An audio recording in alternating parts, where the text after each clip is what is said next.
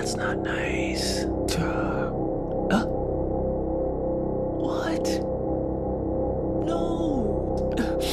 I can't believe that some of y'all was coming for me in these comments. Why? So I'm new here, but y'all really did that for me. So thank you. And honestly, I'm still processing. I will probably say this 1,000 times. Thank you so much. I literally cried when I saw how much love the last video was getting. Like, y'all really enjoyed that. I was stuttering, there was snot everywhere. Anyway, I was thinking, why don't people talk about this? And by this, I mean crying.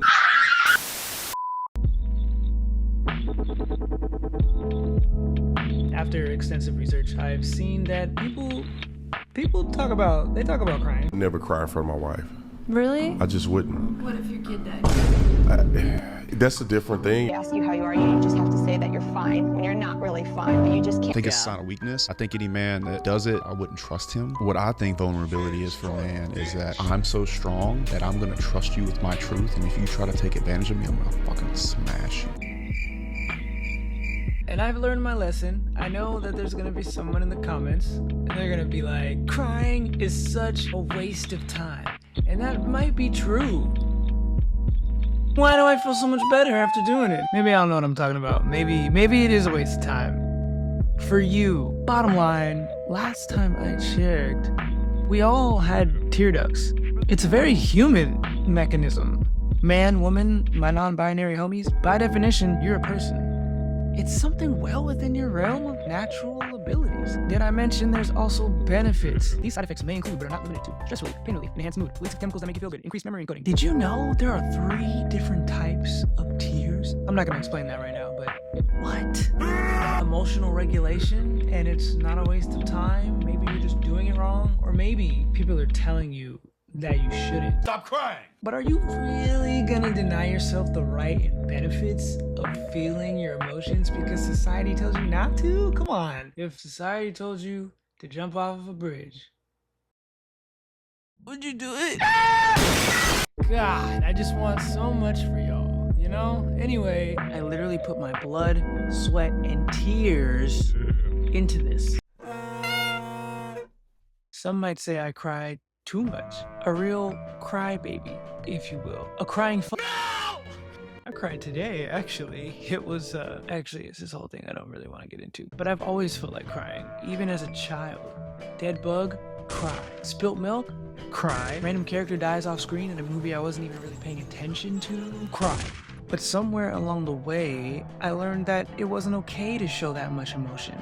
I learned that it was weak. That it's pointless because it doesn't solve anything. Masculinity, goddamn. I think there's some hard truths within that. There's a time and a place, and solving our problems does take some form of direct action. But ultimately, I don't really feel like we should be sacrificing our human need to express ourselves. So here's a question. The last time you cried, what did you learn?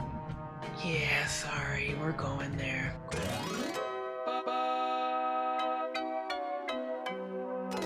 Crying signals to yourself and other people that there's some important problem that is at least temporarily beyond your ability to cope, says Jonathan Rottenberg, an emotion researcher and professor of psychology at the University of South Florida.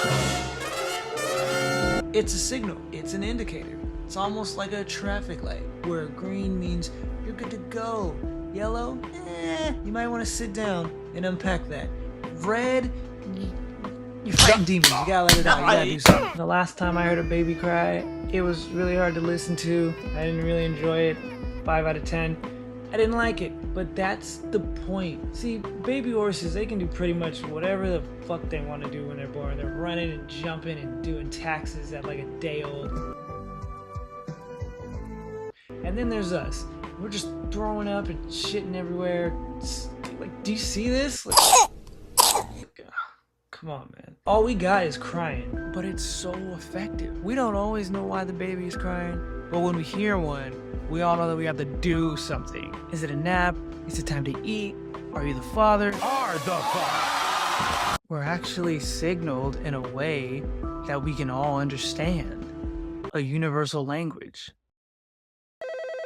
Same thing kind of happens when people cry as adults. We're moved to do something, but kind of awkward sometimes because it's like, what do? I don't really know what to do. It's not really because the person's crying. It's weird because you know deep down there's something that you should be doing. You're being called to act. Depending on how well you know that person, there might not actually be anything you feel comfortable doing. But you understand that there's something wrong. Hug your friends. Think I'm lying. Start crying in a crowded room. No, seriously, hug your friends because they probably need it. Start crying in a crowded room and I guarantee you almost everybody is going to freeze. They're going to look at you. The music is going to stop. It's going to be awful. But we all know what crying means. We are all capable of that universal language. Our expressions of these emotions connect us. So it's more than crying. It's emotional expression as a whole. Crying is just a really good example because it's an expression that we've all had to do. Society does a really good job of covering up the things that matter. It does a really good job of putting our thoughts and our emotions against each other, separating us from our inner child. I say that a lot on this channel, but it's real shit. We're not so far removed from the things we did as children. We'd like to think so, but nah. Some of y'all are big-ass babies anyway. We were so full of life and emotions when we were children. And I think that's why everything was so easy, so meaningful. Making friends was easy. Expressing yourself and just saying how you feel was easy. Trying new things was easy. And as we got older, we started to learn lessons about the world around us, sometimes good ones. Other times we got crushed. You're not gonna call me no bitch. So what did you learn about crying? I imagine a lot of y'all are like me.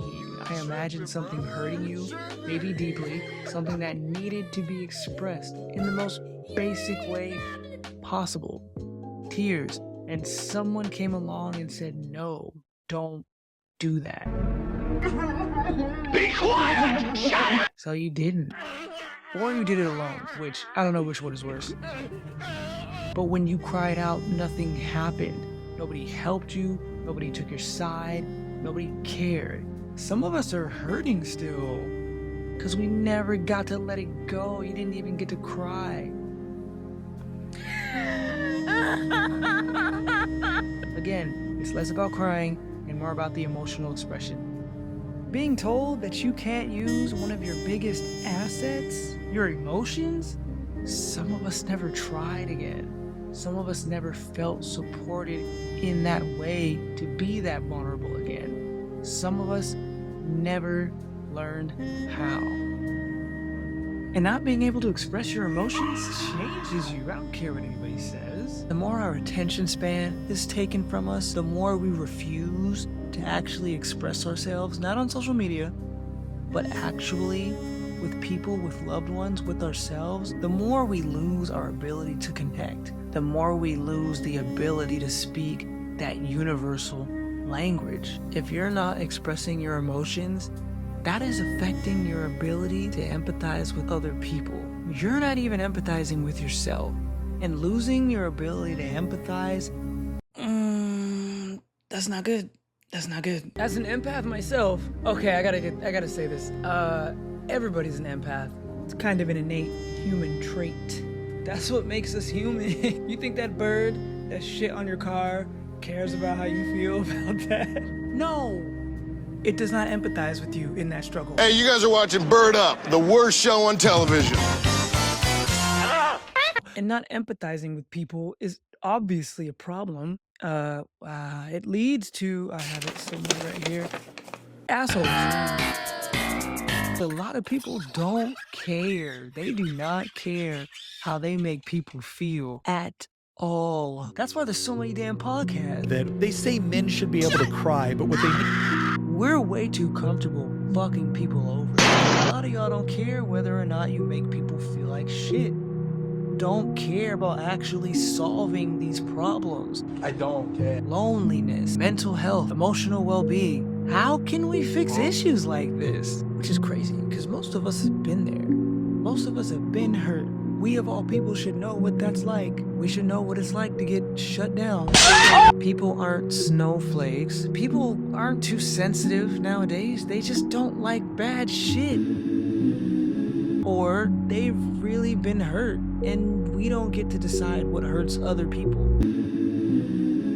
And I'm not saying you need to feel all your emotions all the time. I'm not saying it's your job to hold anybody else's feelings, but I just think that we all deserve to have a human experience. You deserve to have a human experience, a full human experience, full of emotions, full of life, if you feel like it. I cried in front of this person and they made me feel worse. The only thing that will hurt him if he cries in front of me. I lose respect if a person cries because I don't know how to react towards that. But that's not your fault. That's them. Like, they're the weird ones. It's not your fault. Not your fault that they don't know how to empathize and they don't know how to navigate complex emotions. You're doing what you're supposed to do. Because as unfortunate as that is, you're still taking the time to express yourself. You're still taking the time to understand your emotions. That's not a waste. Even if the other person doesn't see it, even if the other person doesn't get it, you're one step closer to aligning the way that you are with the way that you feel. Yeah, that was kind of good. I could do this all day. Don't let people cut you off from your own emotions. That's not comfortable. That's not cool. Why would we want to stay there? And the more you work with your feelings, the more you learn about yourself, including your emotions, the chances are that when you have hard, heavy thoughts, negative thoughts, those I can't do this and I'll never get this, you might start to be able to separate reality from your feelings a little bit more. And maybe there is something you can do, or maybe it's not all that bad and you're just being hard on yourself. But you can't really get there if you are not learning all parts of who you are, including your emotions. No! And one of the best ways to do that is to express them and put them out into the world so you can see them in real time and make sense of them. I don't know about you, but I need a break. So I'm gonna go eat while I just leave you there. We can be so out of touch with other people. We can be so out of touch with ourselves. I think a lot of us could have just used some additional support growing up, but we didn't. So it's up to us to break cycles, explore new frontiers, stop chasing shadows. Don't let strange people on the internet tell you what to do with your emotions. Wait. What's that over there? The more you open yourself up to the idea of crying, the more you'll realize that it's actually just a form of emotional expression. And just like other forms, it's a stepping stone, a way to get closer to yourself and others. And just by sitting with that alone and paying attention to your own signals puts you in a way better position to interpret other people's signals, to easily sail through those complex social interactions. It's not about what they say, it's about what they do. But what about how they make you feel? People will remember what you do, for sure, but people will never forget how you made them feel. When there's a lot of feelings involved, it really helps to understand exactly which feelings are involved. And you can do that. Most of us are equipped to do this already. I know there are some circumstances where people actually have a hard time recognizing emotions for other reasons. I don't think I'm qualified to talk about that. But let's cut people some slack, because a lot of us struggle with this, and a lot of us are trying to get better at it. It's a nice thing to do. People like nice things. Movies hit better. You understand more about yourself and the world. You feel your actual feelings. And to the people that are out here shutting people down, you gotta chill, bro. Like, there's too many of y'all. No, because who made it your job to fuck up my day? We don't need help with that. You can't cut corners here. You can't escape the complex, nuanced mosh pit that is the human experience. You gotta get used to these feelings, and you gotta let other people get used to their feelings. I believe in you. I think you can do it. You should do it. And maybe, just maybe, we can learn this language again. And we can stop being so mean. You guys are so mean to each other. Hope you liked the video. Hope I made you proud. Hope you don't have any regrets. I'm seeing a lot of new faces. So, again, thank you. If this video was the last straw for you and you just can't take it anymore, I'm kind of sorry. But, you know, I got a lot of videos lined up. So, you should stick around. If you liked the video, please do the other things that YouTubers tell you to do at the end of their videos. Well, you know what they are. Please engage with it in some regard. It can be anything. It can be negative.